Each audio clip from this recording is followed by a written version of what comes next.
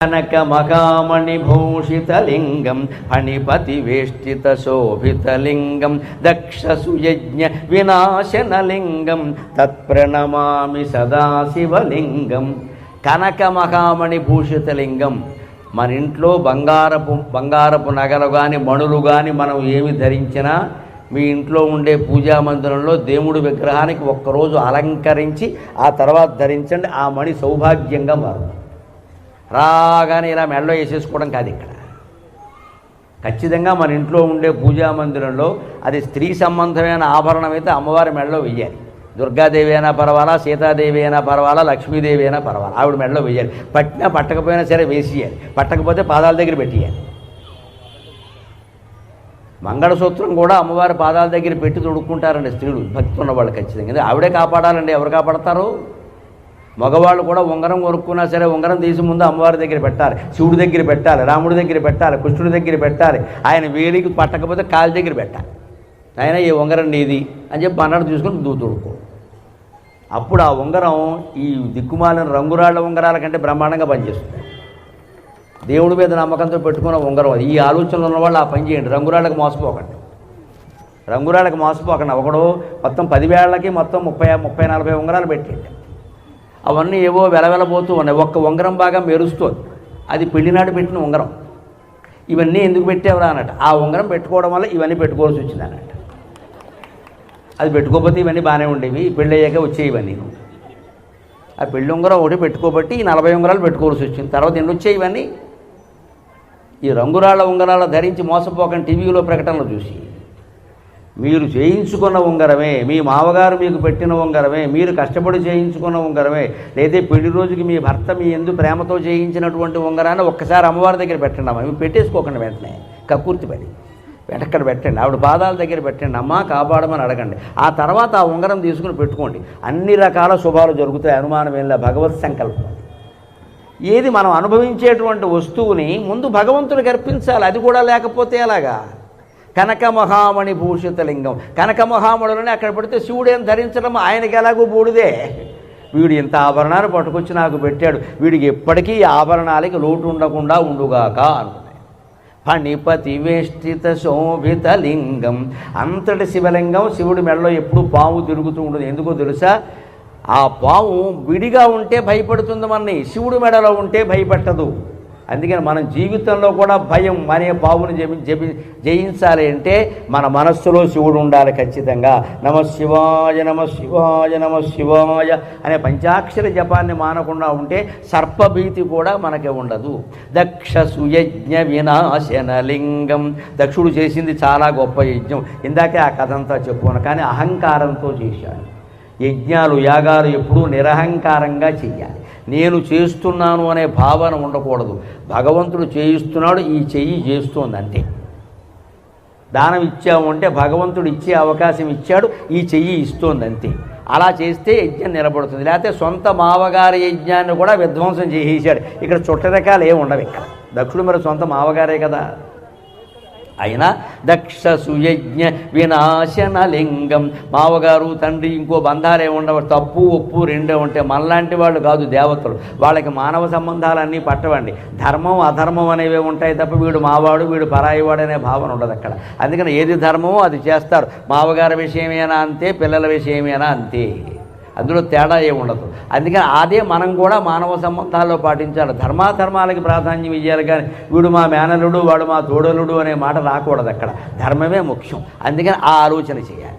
కుంకుమ చందన లేపితలింగం పంకజగార సుశోభితలింగం సంచిత పాప వినాశనలింగం తత్ప్రణమామి సదాశివలింగం. కుంకుమ చందన లేపితలింగం. శివుడు ఏమీ ప్రత్యేకమైన లేపనాలు పోతలు కోరుకోడు. కానీ మనం పూస్తే వద్దని చెప్పడం. అందుకని మన ఇంట్లో కానీ దేవాలయాల్లో కానీ ప్రత్యేకమైన ఉత్సవాల్లో చందనము కుంకుమ మొదలైనవి శివుడికి అర్చన చేయొచ్చు. రోజు ఆయన ఇష్టపడేవి కావు. కానీ భగవంతుడు ఎలా ఉంటాడు అంటే ఏదో వాడికి ఇష్టం కదా, వాడు పూస్తున్నాడులే అని పూజించుకుంటాడు. ఒక్కోసారి తల్లిదండ్రులు చూడండి, వాళ్ళకి ఇష్టం లేకపోయినా సరే పిల్లలు చెబితే వింటారు. చిన్నపిల్లలు నా కోసం పెట్టుకో నాన్న, నా కోసం పెట్టుకోండి, ఇష్టం లేకపోయినా పెట్టుకుంటారు. మా అమ్మాయి అడిగింది చిన్నపిల్ల, దాని ఇష్టం కోసం పెట్టుకుంటున్నాను. అది ప్రేమ. భగవంతుడికి మనకి పిల్లల యందు ప్రేమ ఉన్నట్టే భగవంతుడికి మన భక్తులందరి మీద ఉంటుంది. అందుకని మనం కుంకుమ పూసినా, చందనం పూసినా, కనక మహామణులు పెట్టినా హాయిగా పెట్టించుకుంటాడు ఆయన. ఎందుకంటే మనం ప్రేమతో పెడుతున్నాం, కానీ ఆయనకి అది అక్కర్లేదు. కుంకుమ చందన లేపిత లింగం పంకజకార సుశోభిత లింగం. అర్చన పూర్తి అయిన తర్వాత పద్మాలు అక్కడ పెడితే మరింత అందంగా ఉంటుంది శివలింగం. అది కూడా 1, 2, 3 అంతకుమించి పెట్టకూడదు.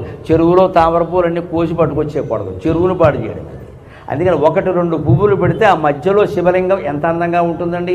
మన ఇంట్లో పూజామందిరంలో విగ్రహాలను ఎప్పుడూ కడగాలి, తుడవాలి, దానికి శంకలు పెట్టుకుని మానేయకండి. ఎప్పుడు దుమ్ము కనపడితే అప్పుడు తుడిచేయి, వీలైతే కడిగేయి, శుభ్రంగా కడిగేయాలి, శుభ్రంగా తుడిచేయాలి. ఆ దేవుడు విగ్రహాన్ని చూస్తే మన దుఃఖాలన్నీ పోయినంత ఆనందంగా ఉండాలి. మంగళప్రదంగా లేకపోతే ఆనందంగా ఎలా ఉంటామండి? ముందు మనుషుల మధ్యలో అనుబంధాలు బాగుండాలన్నా భార్యాభర్త శుభ్రంగా స్నానం చేసి పౌడర్ రాసుకుని హాయిగా కూర్చుని ఉండాలి. ఇంట్లో కూర్చున్న మహారాజులో ఉండాలంతే, ఇలాగా మా ఆయన అన్నట్టుగా ఉండాలంతే మహారాజులాగా. ఆడది కూర్చుంది అంటే అమ్మవారు కూర్చున్నట్టే ఉండాలి అక్కడ. అబ్బా ఈవిడ ఉండగా నాకేమిటండి లక్ష్మీదేవి సాక్షాత్తు అనుకోవాలి. ఎప్పటికప్పుడు శుభ్రంగా స్నానం చేయడం, బట్టలు మార్చుకోవడం, వీలైనంత తక్కువ అలంకారాలైనా చేసుకోవడం, సుఖంగా ఉంటే, శుభ్రంగా ఉంటే ఆనందంగా కూడా ఉంటాం. ఒళ్ళే బాగుండకపోతే ఇంకా లోపల మనస్సు ఎలా బాగుంటుంది? అంటే శరీరాన్ని ముందు కాపాడుకోవాలి. భగవంతుడు అలాగే చేస్తున్నాడు. పంకజహార సుశోభిత లింగం సంచిత పాప వినాశక లింగం. ఈ రకంగా పద్మాలతోటి, కుంకుమతోటి, చందనంతో భగవంతుడిని కనుక అర్చిస్తూ, కుంకుమలాగే కాంతివంతంగా మన మనస్సు ఉండేలాగా, కుంకుమలాగే పరిమళంగా మన చందనంలాగే పరిమళభరితంగా మన మనస్సు ఉండేలాగా, పంకజంలాగే మృదువుగా స్నిగ్ధంగా మెరిసిపోతూ మన మనస్సు ఉండేలాగా చూసుకుంటే అప్పుడు సంచిత పాప వినాశన లింగం. ఎన్నో జన్మల నుంచి కూడబెట్టి ఎప్పుడు పోతాయో మనకి తెలియకుండా ఉన్న పాపాలన్నీ కూడా నాశనం అవుతాయి. పాపాలకి పుణ్యాలకి దేనికి అంత భయపడవలసిన అవసరంలా. పాపాలకి భయపడక్కల్లా, పుణ్యాలకి తాపత్రయపడక్కల్లా. రెండూ మనస్సులో జ్ఞాపకాలే. నీ మనసులో జ్ఞాపకాలు లేవు అంటే ఏది అనుభవించాల్సిన అవసరం లేదు. ఆ జ్ఞాపకాలు పోవాలి అంటే నిత్యము శివార్చన చెయ్యాలి. అలా చేయడం కోసమే కార్తీక మాసం పెట్టారు ప్రత్యేకంగా. ఏడాదంతా చేయమంటే చేయరని ఈ నెలంతా చేయవయ్యా, ఈ నెలంతా ఉపవాసాలు కూడాను. కనీసం నెలకు 10 రోజులు ఉపవాసం ఉంటాం. ఈ నెలలో ఎంత లేదన్నా 10 రోజులు ఉంటారు. సోమవారాలు 4, పూర్ణిమ 2 ఏకాదశులు, క్షీరాబ్ది ద్వాదశి చాలా ఉన్నాయి మన ప్రాణానికి. ఈ ఉపవాసాలు ఉంటే ఏమవుతుంది? తినకుండా కూడా ఉండడం అలవాటు. నేల మీద పడుకుంటే ఏమవుతుంది? పరుపులు లేకుండా పడుకోవడం అలవాటు అవుతుంది. కార్తీక మాసం జాగ్రత్తగా ఉండాలి అని భార్యలు కాస్త భర్తని వారించి కొంచెం పక్కన పెడితే బ్రహ్మచర్యం కూడా అలవాటు. అందుకోసమే ఈ 10 రోజులు, నవరాత్రులు, దశరాత్రులు, మన పండగల్లో, హిందువుల పండగల్లో నెలంతా పెట్టడం. ఎందుకంటే అభ్యాసం.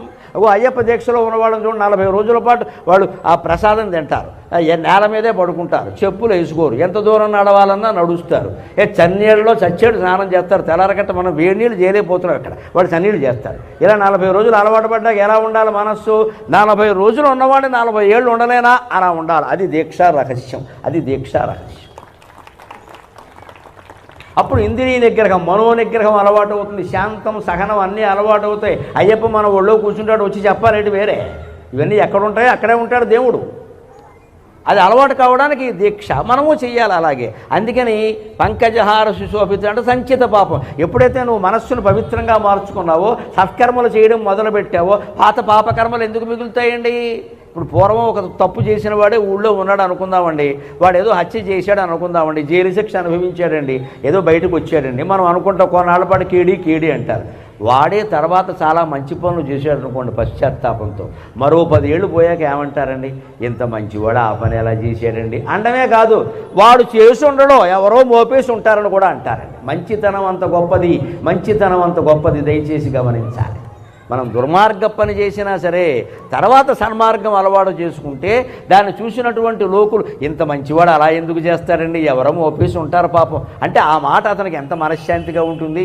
నేను చేశాను నిజంగా, కానీ నేను చేయలేదు అంటున్నారు వాళ్ళు. అంటే ఇంకా చేయకుండా ఉంటే ఈ మాట చేయలేదనే మాటే ఇంత నాకు ఆనందంగా ఉంటే నిజంగా చేయకుండా ఉంటే ఎంత ఆనందంగా ఉంటాను నేను. అది అతనిలో సరైన పశ్చాత్తాపం రాదా వెంటనే ఆ మంచి పని అంత గొప్పది.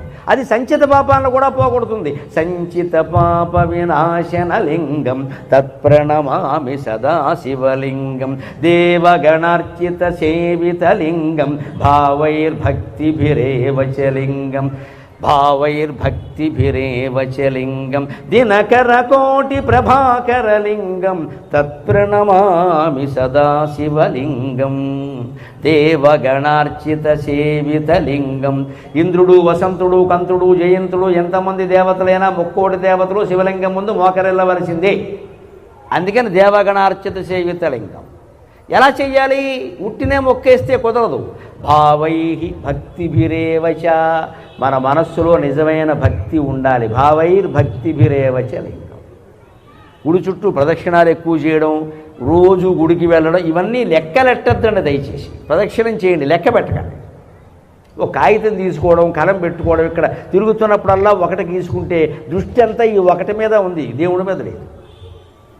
చివరికి దేవుడు ఎప్పుడో విసుకొచ్చే కాగితం తీసుకుని ఒక 100 గీతలు గీసేస్తాడు. వెళ్ళిపో ఇంటికి, ఎందుకు వచ్చిన గొడవ, వీళ్ళు ఎక్కడితో కూర్చున్నావు. ఆకలి వేసినవాడు, ఆవురావురమైన ఆకలి వేసి అన్నం తినేవాడు ఎవడన్నా ముద్దలు ఎక్కడతాడా? ఉయ్యాల్లో పడుకున్న బిడ్డని లేపి ఎగరేసి ముద్దు పెట్టుకునే తల్లి ఎప్పుడైనా ముద్దులు లెక్క పెట్టిందా? నా దేశం కోసం కాశ్మీర్ సరిహద్దుల్లో ఉండి ఒళ్ళంతా గాయాలు పడి పోరాడుతున్న సైనికుడు ఎప్పుడైనా తనకి అయినటువంటి గాయాలు లెక్క పెట్టాడా? మనం జపం చేస్తూ పూసలు లెక్క పెడతాం ఏంటంటే దరిద్రం. ప్రదక్షిణాలు చేస్తూ ప్రదక్షిణాలు లెక్క పెడతారా? ఈ లెక్క ఏమిటిది అంటే సెంటిమెంట్ పట్టేసింది బాగా. 108 చేయాలి, 109 చేయకూడదా? లేకపోతే 107తో ఆపేయకూడదా? ఈ లెక్కలు వేసుకుంటూ కూర్చునే దేవుడు కూడా లెక్కలు వేస్తాడు వ్యాపారస్తులాగే. ఓ సమయం పెట్టుకో, అరగంట చేసే వెళ్ళిపో, లెక్కటకో. అరగంట అనుకో, వాచి పెట్టుకో, అలారం మొగ్గానే ఆపి. దానివల్ల మనకు సమయం కూడా కలిసి వస్తుంది. నువ్వు ఎంత చేయగలవు అంతే చేయి. జపం చేయలేమండి, సహస్ర గాయత్రి చేయలేము, 1000 నామాలు 1000 సార్లు చేయలేము, మానేయండి. పావుగంట పెట్టుకోండి, అరగంట పెట్టుకోండి, ఎంత చేయగలిగితే అంత. అరగంటలో ఎంత అయితే అంత చేయండి. అరగంటకి సెల్ ఫోన్ అలారం పెట్టుకోండి, అంతసేపు కట్టేయండి. మళ్ళీ మధ్యలో ఫోన్ మాట్లాడదు, అంతసేపు కట్టే అలారం పెట్టుకో. అరగంట అవగానే ఆపి, చాలు నేను ఇంతే చేయగలను, దండం పెట్టు, భగవంతుడు అనుగ్రహిస్తాడు. ఈ లెక్కలు చూడండి దేవుడు. ప్రత్యేకించిన కోరికలతో చేసే జపాలకే లెక్కలు ఉంటాయి. ఎందుకంటే నువ్వు అక్కడ షరతు పెట్టావు, దేవుడు షరతు పెడతాడు. అది కామ్యకర్మ వేరు, నిష్కామకర్మ వేరు. కామ్యకర్మ వేరు. అక్కడ యజ్ఞంలో ఏది వాడాలంటే రావాకంటే రావాకు బదులు తుమ్మాకు తెస్తానంటే కుదరదు. అక్కడ ప్రసాదం ఏదంటే అదే లెక్క. ఎందుకంటే నువ్వు ఒక కోరిక కోరావు, నువ్వు షరతులు పెట్టినప్పుడు దేవతలు కూడా షరతులు పెడతారు. నువ్వు ఏ షరతు లేకుండా పరమాత్మ నాకు అవకాశం ఉన్నంత వరకు చేస్తాను అంటే దేవుడు ఏమంటాడో తెలుసా? నాకు అవకాశం ఉన్నంత వరకు నిన్ను కాపాడుతాను రా అంటాడు. మన అవకాశానికి పరిమితి ఉందండి, పరమశివుడి అవకాశాలకి పరిమితి లేదండి. ఎలాగైనా కాపాడు. మన అవకాశం ఎంత, మనం ఎంత. కానీ ఆయనకి అవకాశం లేదండి, ఆయనకి ఆకాశమే అవకాశం. Sky is the limit. వ్యోమకేశఖ అని పేరు ఆయనకి. ఆయన తాండవం చేస్తూ కేశభాషను జాబితే ఆకాశం అంతా ఆక్రమించింది. ఆయనకి అవకాశం ఏంటంటే ఆకాశం అండి, అంతుందా? ఆయన కూడా ఏమంటాడు మనకు అర్థం కావడానికి, నువ్వు అవకాశం మేరకు చేసావు కదరా, నేను కూడా అవకాశం మేరకు కాపాడుతా. కానీ అవకాశం ఎంత? ఆకాశం అంతా. అంటే అన్నీ ఇస్తాడు. మనం ఎందుకు అవకాశం పెట్టుకుంటున్నాం? మానవ మాత్రుడు. మనం ఉద్యోగాలు చేసుకోవాలి, ఇంటి పనులు చేసుకోవాలి, ఎన్ని ఉన్నాయండి, పిల్లల్ని పెంచుకోవాలి, పూజా మందిరంలోనే అస్తమానం కూర్చోవాలంటే వీలవుతుందా? దానికి కూడా సులభమైన ఉపాయం ఉంది. ఏం కంగారు పడక్కల, సమయం పెట్టుకోండి. ఈ అరగంట సేపు చేస్తా, అరగంట అలారం మోగ్గానే అక్కడి నుంచి ఇన్ని పని చూసుకో. అలా రోజు అలవాటు పడితే ఆశ్చర్యం ఏంటో తెలుసా? ఒక ఏడాది అయ్యేసరికండి ఇంకో అరగంట చేద్దామనిపిస్తుందండి, మన మనస్సుకే అనిపిస్తుంది. హాయి అక్కడ దొరికిన ఆ జపం చేస్తుంటే, ఏకాంతంగా జపం చేస్తుంటే దొరికిన హాయి ఇంకా భూమండలంలో ఏ సుఖంలోనూ మనకు దొరకదు. వెంటనే మనమే మాట్లాడతాం, అక్కడ ఇలా ఉంటే బాగుండు, ఇలా ఉంటే బాగుండు అని చెప్పి. వయస్సు దాటి ఉద్యోగ విరమణ, పదవీ విరమణ చేశాక ఇంక అందులోనే ఉంటామండి. మళ్ళీ ఊరికే సమాజంలో వేలెట్టం ఎందుకు వెళ్ళి ఆ పని ఈ పని అంటూ ఇంట్లో కూర్చోక. ఇది దేవగణార్చిత సేవిత లింగం భావైర్భక్తిభిరేవ చ లింగం. ఎందుకింత శ్రద్ధగా జపం చెయ్యాలో తర్వాత 3వ చరణంలో చెబుతున్నారు శంకరాచార్య. దినకర కోటి ప్రభాకర లింగం తత్ప్రణమామి సదాశివలింగం.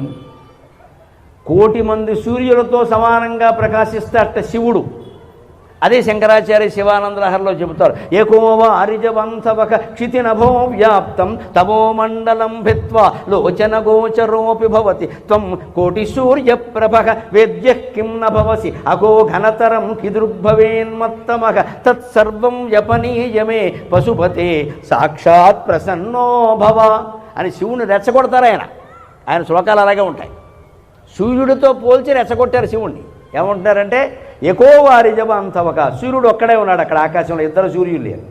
క్షితినభో వ్యాప్తం తమో మండలం భిత్వా ఆకాశం నుంచి భూమండలం వరకు ఉండే మొత్తం చీకటిని పోగొడుతున్నాడు. చూసుకొని నీకంటే ఎంత గొప్పవాడో శివుని రెచ్చగొడుతున్నాడు ఆయన. ఎందుకంటే దాన్ని కాపాడడం లేదని బాధ. అందుకని ఏమంటాడు, ఒక్కడేనయ్యా సూర్యుడు, మీకు 5 ముఖాలు ఉన్నాయి. మరి శివుడు పంచముఖుడు కదా, నీకు మళ్ళీ 5 ముఖాలు లేవు, ఆయనకు ఒకటే ముఖం.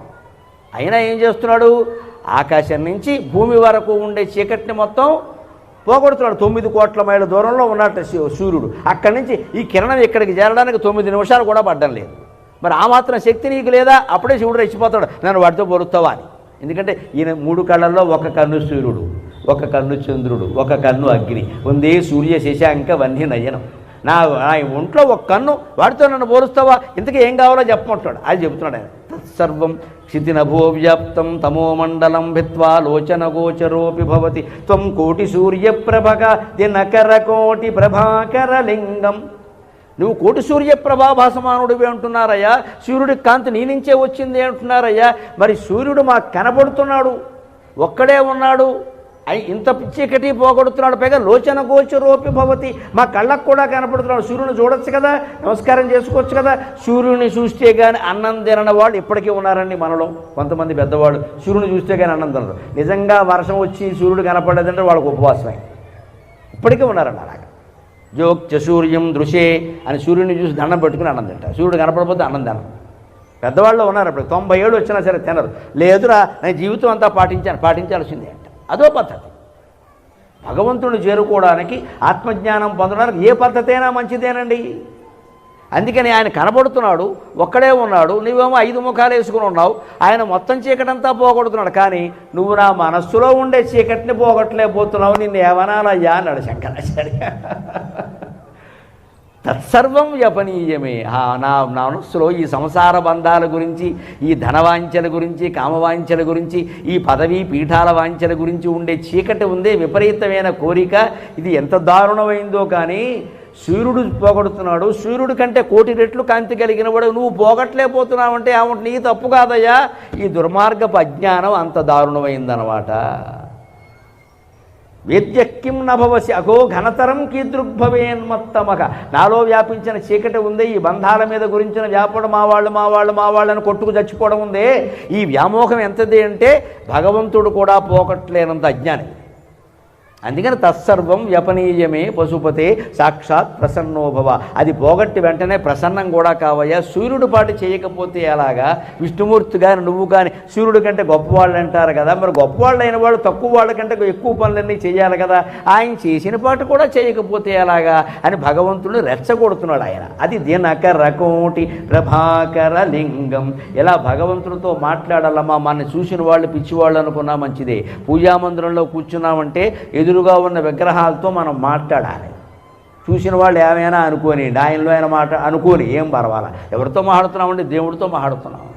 ఏదో కుటుంబ బంధాలతోనూ మిత్రులతోనూ ఫోన్లో మాట్లాడడానికి గంటలు కాల్స్ పెట్టుకుని వాడు పలక్కపోయినా సరే, అందుబాటులో లేరు అని వచ్చినా సరే మళ్ళీ చేసి పనికిమాలిన మాటలన్నీ మాట్లాడతామే. పూజామందిరంలో కూర్చొని దేవుడితో మాట్లాడలేమంటే విసుగు వచ్చింది, దేవుడి ముందు చూపించండి. కోపం వచ్చింది, దేవుడి ముందు చూపించండి. భయం వేసింది, దేవుడి ముందు చూపించండి అమ్మా. తక్షణం దైవ సాక్షాత్కారం జరుగుతుంది. సామాన్యమైన విషయం కాదు. మన ఆర్తి మన ఆవేదన. నేను ఈ భక్తుడిని అయి ఉండి కూడా నేను భయపడుతున్నానయ్యా, నీకే ఇది అవమానం అంటే తక్షణం మన భయాన్ని పోగొడతాడు. నీ భక్తుడిని అయి ఉండి కూడా దరిద్రంతో చస్తున్నానయ్యా, డబ్బులు లేక అప్పుల్లో పడి నీకే అవమానం అంటే తక్షణం లక్ష్మీ కటాక్షం వస్తుంది. అనుమానమేంలే. భక్తుడి ఆర్తికి భగవంతుడు తట్టుకోలేడు. ఉయ్యాలలో పిల్లాడు ఏడిస్తే తల్లి తట్టుకోగలదా? అన్ని పనులు మానేసి వెళ్ళిపోతుంది. భక్తుడు ఆర్తితో పిలిస్తే భగవంతుడు తట్టుకోలేడు. సమస్త దేవతల్ని వదిలేసి వస్తాడు. గజేంద్ర మోక్షం లెక్క వదిలి రాలేదా అలాగే వస్తాడు. ఆర్తి ఉండాలి. ఏదో అజీర్తితో ప్రార్థన చేయడం కాదు, చిన్నది అరక్క, ఆర్తితో ప్రార్థన చేయాలి. అష్టదళోపరివేష్టితలింగం సర్వసముద్భవకారణలింగం అష్టదరిద్ర వినాశనలింగం తత్ప్రణమామి సదాశివలింగం. అష్టదళ పద్మం, దాని మీద శివలింగాన్ని కనుక పెట్టినట్టయితే, అష్టదళ పద్మంతో శివుణ్ణి అర్చించినట్టయితే విశేషమైన ఫలితం చెప్పారు. ఇక్కడ అది అర్థం కాదు. శంకరాచార్యాలంటే సామాన్యమైన మాట చెప్పారు. అష్టదళాలంటే అష్టమూర్తులు, పంచభూతాలు. సో పృథివీ తేజో వాయువులు ఆకాశాలు, ఆ పైన సూర్యచంద్రుడు ఇద్దరు, ఆ పైన జీవుడు, ఇవే శివుడు అష్టమూర్తులు. అష్టదళోపరివేష్టిత లింగం, పంచభూతాత్మకమైన శరీరం ఉంది ఇక్కడ. దీంట్లో మళ్ళీ సూర్యుడు కళ్ళల్లో వెలుగు రూపంలో ఉన్నాడు, చంద్రుడు మనస్సు రూపంలో వెలుగుతున్నాడు, జీవుడు రూపంలో ఒక శక్తి ఉంది. ఈ అష్టదళాల్లోనూ శివుణ్ణి పెట్టాలి. అంటే నీ గుండెల్లోనే శివుడున్నాడు అని భావన చెయ్యాలి. అలా చేస్తే సర్వసముద్భవ కారణలింగం. ఈ సృష్టి అంతా ఏర్పడడానికి అష్టమూర్తులే కారణం, పంచభూతాల కారణం, సూర్యచంద్రుడు కారణం, జీవుడు కారణం. లేకుండా ఏది ఏర్పడలేదండి. అన్ని జీవులు అంతే. అందుకని అన్నిటికీ అదే మూలం. కాబట్టి అష్టదళాలంటే అష్టమూర్తులుగా భావించు. అష్టమూర్తులు నీ శరీరంలో ఉన్నాయి కాబట్టి గుండెల్లో ఉన్న శివుణ్ణే అర్చన చేయి. అప్పుడు గుడిలో ఉండే శివుడు కూడా అర్థమవుతాడు. అప్పుడు అర్థమైతే ఏం జరుగుతుందండి? అష్టదరిద్ర వినాశనలింగం. అష్ట కష్టాలంటారు, అష్టదరిద్రాలంటారు. ఏమిటో తెలుసా? రుణం యాజ్ఞాచ వైరుధ్యం, రుణం యాజ్ఞాచ వైరుధ్యం, జారచోర దరిద్రత, రోగశ్చ భుక్తశేషశ్చ అష్టకష్టా ప్రకీర్తితా అంట. అప్పు చేసి బతకాల్సి రావడం అదో పెద్ద కష్టం. ఇవాళ అది ఫ్యాషన్ అయిపోయింది. అసలు అప్పు లేని మనిషి లేడు. అవయవాలు లేని మనిషి అయినా ఉన్నాడేమో కానీ అప్పు లేని మనిషి లేడు. నేను ఈఎంఐ కట్టాల్సిన అవసరం లేకుండా బతుకుతున్నా అంటే వారికి నేను నమస్కారం చేస్తాను. ఎందుకంటే నాకు ఆ దరిద్రం లేదు. ఈఎంఐ అంటే నేను ప్రత్యేకంగా వ్యతిరేకిస్తాను. మా అబ్బాయిలు కూడా ఏమైనా కావాలంటే నేను కొనిస్తాను, మీరు ఈఎంఐ పెట్టకండి అని చెప్పాను.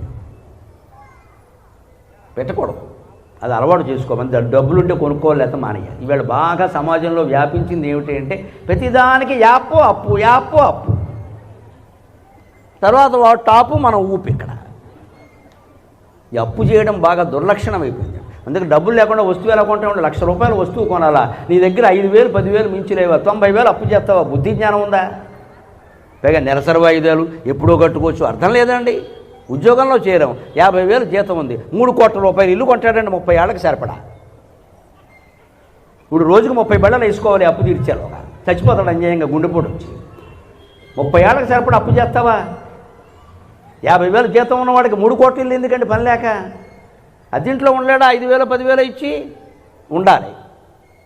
నిజంగా 3 కోట్ల ఇల్లే నీకు కొనాలంటే 2 కోట్లు నీ దగ్గర ఉండాలి, క్యాష్ ఉండాలి. లేదా ఉన్న ఆస్తి అమ్మినా 2 కోట్ల పైన రావు. అప్పుడు నువ్వు అప్పు చేయి. 30,000 లేవు, 3 కోట్లు అప్పు చేస్తాడు. 30 ఏళ్ళు పెట్టామంటాడు, నెమ్మదిగా కట్టుకుంటాం. ఈ నెమ్మదిగా 30 ఏళ్ళు నెత్తి మీద తలనొప్పి కాదండి. ఆలోచించండి. యువతరం మొత్తం ఇక్కడే దెబ్బతింటున్నారు, ఆత్మహత్యల పాలవుతున్నారు. పైగా ఏమిటి, ఈ యథ ఉద్యోగాలు శాశ్వతం కాదు. పూర్వం పోస్ట్ మ్యాన్ ఉద్యోగం వచ్చినా సరే చచ్చే వరకు ఉండేది. ఇవాళ సాఫ్ట్వేర్ అంటే బాగా పనిచేస్తే జీతం పెంచాలి కాబట్టి తీసేస్తారు, పని చేయకపోతే పని చేయలేదు కాబట్టి తీసేస్తారు. మొత్తం మీద తీసేయడం ఖాయం. పైగా తీసేయడం కోసం ఒక మేనేజర్ పెడతారు, టీఎం, తీసేసే మేనేజర్. ఎంతమందిని తీసేస్తే అంత ఇంక్రిమెంట్ ఇస్తారు వాడికి. ఎందుకంటే కంపెనీకి నష్టం రాకూడదు. పక్కా వ్యాపారం జరుగుతుందమ్మా. ఎంత మోసపోతున్నాం. వాళ్ళకి మన మీద నమ్మకం లేదు, మనకి వాళ్ళ మీద గౌరవం లేదు. ఏం ఉద్యోగాలండి ఇవి? ఎందుకంటే రైల్వేలో పోర్టల్ ఉద్యోగం నయం. వాడు ఏదో సాయంత్రానికి ఎంత సంపాదించుకుంటూ ఉంటాడు అక్కడ. ఈ ఉద్యోగాన్ని నమ్ముకుని మనం అప్పు చేస్తున్నామంటే అమాయకులం కాదు మనం. ఈ జీతం శాశ్వతం, ఉద్యోగమే ఉండదే. అప్పుడు అప్పు ఎక్కడి నుంచి కడతారో? ఇప్పటికే నెలకు 2 లక్షలు పెట్టేసావు ఈఎంఐ. ఇక్కడ ₹1,00,000 1,50,000 ఉద్యోగం ఊడితే, ఉద్యోగం చేయలేని పరిస్థితి వస్తే అనారోగ్యం రాదా అండి? తినే తిండి ఏంటండి? మధ్యలో వస్తాడు రూములోంచి, పొద్దున్న 10 రాత్రి 11 వరకు పనిచేస్తాడు. మధ్యలో వచ్చి నిలబడి తింటాడు 2 మెతుకులు. ఇది ఎక్కడ అరుగుతుంది? ఇది మళ్ళీ వెళ్ళిపోగానే ఫోన్ వచ్చింది కాలే పై కాలు వచ్చే వరకు ఈ కాల్స్ వస్తూనే ఉంటాయి. ఇక్కడ కాలు నిలవదు, కాలు పారిపోతాడు ఇక్కడికి. మరి అప్పుడు ఈ అరగకపోతే అనారోగ్యం. అప్పుడు వెంటనే వైద్యం దగ్గరికి వెళ్ళామనుకో, చేయి పట్టుకుంటే వెయ్యి, మళ్ళీ వదిలితే వెయ్యి. ఇవన్నీ ఆలోచించండి. ఎందుకు చెబుతున్నారో? దైవారాధన అంటే నేర్చుకోవలసింది స్తోత్రాలు చదువుకుంటూ కూర్చోవడం కాదు. ఇక్కడ అష్టదరిద్రాలంటే ఇవేనండి. రుణం, అప్పుడు యాజ్ఞ. ఇంకా ఉన్న అడుక్కోవచ్చాడు. బావా ఓ 2 లక్షలు సర్దవా. బాబా వాడు ఎక్కడి నుంచి వచ్చాడు, వాడు అప్పుల్లో ఉన్నాడు అక్కడ. ఇదే యాచన. ఇక అక్కడి నుంచి పిచ్చి నమ్మకాలన్నీ పెరిగి ఏమిటండి అనగా ఎవడో వస్తాడు, శుక్రుడు 6లో ఉన్నాడు, గురుడు 3లో ఉన్నాడు, నువ్వు ఇంట్లో ఉండంటాడు. వాడికో 2 లక్షలు ఇచ్చావు, వాడు అప్పులు తీరాయి, నీ అప్పులు పెరిగాయి. శుక్రుడు గురుడు అక్కడే ఉన్నారు. ఇవన్నీ మన బలహీనతను సొమ్ము చేసుకుంటున్నారు. పక్క వ్యాపారం ఇది. కూర్చుని భగవన్నామస్మరణ చేసి సంతృప్తితో బతికితే అంతకంటే జీవితం ఉందా? సంతృప్తి, స్మరణ, ఈ 2 మాటలు గుర్తుపెట్టుకోండి. సంతృప్తి, స్మరణ, హాయిగా ఉంటారు. అప్పు చేసే పని లేదండి. రుణం, యాజ్ఞాచ, వైరుధ్యం, వాడితో తాగాదా వీడితో తాగాదా గొడవ ఎందుకండి? ఎక్కడదక్కడ వదిలేయాలి విషయాలు. ఓ మాట అంటే వదిలే, ఏం పర్వాలా, దాని గురించి ఓ పెద్ద పెంట చేయగా చేస్తే గొడవలు ఎక్కువైపోతాయి. మనం ఊరుకున్నాం అనుకో, వాడు ఇష్టం వాక్కుని 2 రోజులు వాక్కుంటాడు, ఊరుకుంటాడు. మాట్లాడేవనుకో ఏం మాట్లాడినా ఇదోటి అటోటి లాగుతారు. ఇక్కడ ఈ ఫోన్లు పెరిగిపోయి ఇదో చావు వచ్చింది. ఇక్కడ ప్రతిదానికి ఓ వ్యాఖ్యానం వాడేదో ఓ బొమ్మ పెడతాడు, దాని పక్కన ఏదో చేస్తాడు. ఇప్పుడు అప్పుల గురించి ఏదో మాట్లాడాను అనుకోండి, ఎవడో రికార్డు చేసాడు అనుకో, గరికిపాటి వారు అప్పుల్లో మునిగిపోయారని పెడతాడు అక్కడ. దాని కింద వీడు కామెంటరీ పెడతాడు ఇక్కడ. ఇవన్నీ పడలేక ఈ రికార్డింగ్ కూడా వద్దని చెప్పాడు. ఏం మాట్లాడినా తప్పే. ఎందుకంటే వీడికి యూట్యూబ్ పెట్టాడు, వీడికి డబ్బులు కావాలి, అందుకు నా జీవితాన్ని బలి చేస్తాడు. వీడు రేటు కక్కుర్తు కోసం, రేటింగ్ కక్కుర్తు కోసం నా జీవితాన్ని బలి చేస్తాడు. మొత్తం ప్రముఖులైన వాళ్ళు అందరం ఇబ్బంది పడిపోతున్నారు ఇక్కడ. మొత్తం ఆల్ సెలబ్రిటీస్ మమ్మల్ని అమ్ముకుని చూస్తారని నాకు అర్థం కాదు. అంత దమ్ముంటే నీ ఛానల్లో నీ సరుకేదో నువ్వు పెట్టుకో, నా బొమ్మ ఎలా పెడతావు? అది తప్పదు, చాలా ద్రోహం అది నిజం చెప్పాలంటే. నా అనుమతి లేకుండా నా బొమ్మ ఎలా పెడతావు నువ్వు? మంచికి చెడ్డకి దేనికి పెట్టడానికి వీల్లేదు. అప్పుడే అది నిలబడుతుంది ఖచ్చితంగా. ఎందుకంటే స్వశక్తి అంటే ఏమి నమ్మకాలు, ఎవడు బొమ్మ పెట్టుకుని మనం అమ్ముకోవడం ఇక్కడ, ఎవడి మాటలో పెట్టుకుని మనం అమ్ముకోవడం ఇక్కడ. ఈ పరాయి ఆధారణ తగ్గిపోవాలి. అదే యాజ్ఞ దరిద్రత అంటే అర్థం. అది ఈ యాచన, దరిద్రత, ఈ గొడవలు అవి వదిలేయాలి అక్కడికి. అంతేకాదు జార, చోర, దరిద్రత. ఎంత అందమైన భార్య ఉంటుందో, సుఖంగా సంసారం ఉంటుంది, ఎక్కడో ఎవరినో చూస్తాడు, పని లేక దాని వెనకాల పడతాడు. అబ్బే పొరపాటైంది రావుని చేసుకోవాల్సింది. ఆ చేసుకున్న వాడిని అడుగు తెలుస్తుంది వాడు ఎన్ని పడుతున్నాడు. ఒకసారి వాడు ముద్దు దగ్గర మైకెట్టు, నేను చదువుతున్నాను నీకెందుకు అంటాడు. ఈ మధ్య ఇదివరకు ఇది మగవాళ్ళకి చెప్పేవాడు, ఇప్పుడు ఆడవాళ్ళకి కూడా చెప్పాల్సి వస్తుంది. నమశివాయ. ప్రియుడితో ఒప్పందం, సుపారి, భర్తను లేపేయి. ఎందుకు నీడెవడో చూసింది ఎక్కడో సినిమా హాల్లో, వాడు నచ్చేసాడు. మొగుడు పనికి మళ్ళీ వాడి కింద కనపడ్డాడు. రాజుని చూసిన కళ్ళతో మొగుడు చూస్తే మొత్తం బుద్ధి అయిందని. రాజుని చూడకుండా ఉంటే బాగానే ఉండేది మరి. ఇదే మనకి జార చోర అంటే. ఇప్పుడు అంతా మొత్తం ఆడమగ అందరూ తయారయ్యారు. ఎక్కడ చూసినా అక్రమ సంబంధాలే. రోజు పేపర్లో ఇవే హత్యలు, వీటి గురించే హత్య. చోర, అక్కడి నుంచి దొంగతనాలు, మోసాలు, సైబర్ నేరాలని. దొంగతనం కాకపోతే ఏంటండి, కన్నమే అనుకోకండి, కన్నవేయకుండా చేసే మోసాలు చాలా ఉన్నాయి. దరిద్రత, పేదరికం వచ్చి పడింది. దీనికి తోడు రోగశ్చ, రోగం వచ్చి పడింది. ఆ పైన భుక్తశేషశ్చ, హోటల్లో మనం తిండి ఏదో గొప్పదనుకుంటున్నారవి మీరు. ఎక్కడెక్కడో పట్టుకెళ్ళి ఫ్రిడ్జ్లో పెట్టి తినగా మిగిలినవి కూడా దాచిపెట్టేసి మనకు పట్టుకొచ్చి పెడుతున్నారని దయచేసి నమ్మకండి ఎవరిని. ఇదే భుక్తశేషశ్చ. ఎంగిలికూడు, అనేక రకాల నిలవబెట్టిన కూడు.